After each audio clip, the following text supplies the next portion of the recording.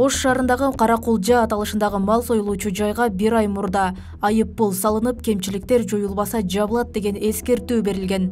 Белгиленген 1 айлык мөөнөттөн соң жеринде текшерген учурда кемчиликтер жоюлганына күбө болдук. Как раз тери, калда кирген, иче карын кирген немелерди бөлдүрткүлө деген да. Биз ошону закрытый кылып, бөлдүртүп, айткан нерселерин бүт аткардык. Эми дагы кандай немелер болсо аткара беребиз. Ичкерде 3 малдыкы мындай электрондуу вариантта келген. Мына бирка номери, мына QR коду. Ошо негизинде биз форма справка чыгарып беребиз. Бүгүнкү союлуп аткан үчүн? Бүгүнкү азыркы мына ичкерге кирген мына 3 та малдын мына справкалары. Ош шаарында жалпы 6 мал союлуучу жай болсо, алардын дээрлик баарына 7000 сом өлчөмүндө айыппул салынган. Мисалы Мониев көчөсүндө жайгашкан бул жайдын ишмердүүлүгү 1 айга токтотулган. Бүгүнкү күндө кемчиликтери жоюлуп, кайрадан ачылып иштей баштады. Плановый проверкадан бул мал союлуучу жайга штраф салынган 7,5 миң сом. Аны ошол кемчиликтерин жою боюнча. Андан тышкары дагы токтотулган.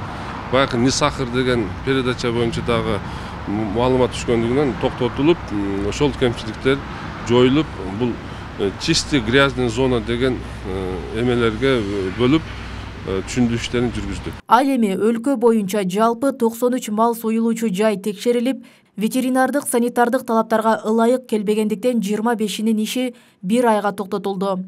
Ош шаардык ветеринардык кызматы мал союлуучу жайларды жума сайын тыкыр көзөмөлгө алууда. Дагы 2 бойну бар, 3 бойну бул жесткий контролдо турган. Красныйда турат.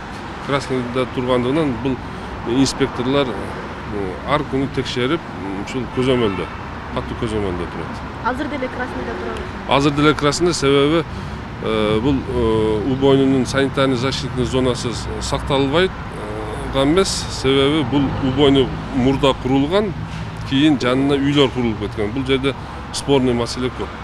Белгилей кетсек, текшерүүлөр жарандардан түшкөн арыздардын негизинде экономика жана коммерция министринин уруксааты менен жүргүзүлгөн. Мораторийге байланыштуу жеке менчик жайлар бат-баттан текшерүүгө алынбай келет. Бул абалда тамак аш коопсуздугуна кооптуулук жаралбай койбойт. Ал эми тамак аш коопсуздугуна келгенде булга моратория киргизүүнүн кереги жок деп ойлойм. Анткени азыр итегеле мындай грипптер пайда болуп ооруп турган убакта адамдарга тамак аш коопсуздугу боюнча текшерип турбаса жаман нерселер болуп кетиши мүмкүн. Тамак ашты токтотпой текшере берсе болот.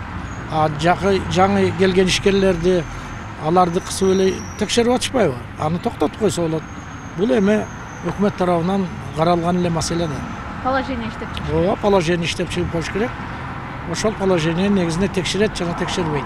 Кыргызстан ЭЭПтин мүчөсү катары уюмда кабыл алынган бирдиктүү ветеринардык санитардык талаптар менен иш алып барат. Эгер ал талаптар аткарылбаса, биринчиден бала бакчадагы балдар, мектептеги окуучулар, ооруканадагы бейтаптар, аскердеги жоокерлер, жалпы жарандардын ден соолугуна кооптуулук жаралышы ыктымал. Экинчиден өлкөнүн экспорттук имиджине терс таасирин тийгизет. Роза Акматжан кызы, Жылдыз Кадырбаева, Ош ТВ.